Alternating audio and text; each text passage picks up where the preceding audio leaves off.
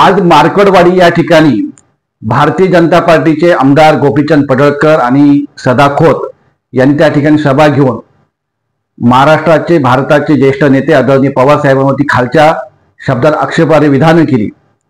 ही विधानं राज्याच्या मुख्यमंत्र्याला मंजूर आहेत का?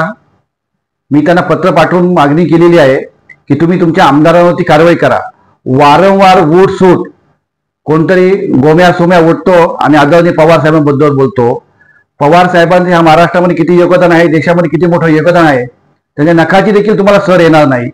परंतु फडणवीस साहेबांना माझी विनंती राहील की आपण त्यांच्यावर कठोर कारवाई करा, त्यांना समज द्या, कारण वारंवार हे असे प्रकार घडतात। निवडणुकीच्या दरम्यान देखील आपल्या समोर तेव्हा देखील साहेबांवरती असे वक्तव्य केले होते। जर हे वक्तव्य थांबले नाही तर राष्ट्रवादी युवक काँग्रेस मुंबईचा अध्यक्ष या नात्याने ते जिथे भेटतील तिथे त्यांचा आम्ही तोंड काळे केल्याशिवाय स्वस्थ बसणार नाही, याची आपण दखल घ्यावी।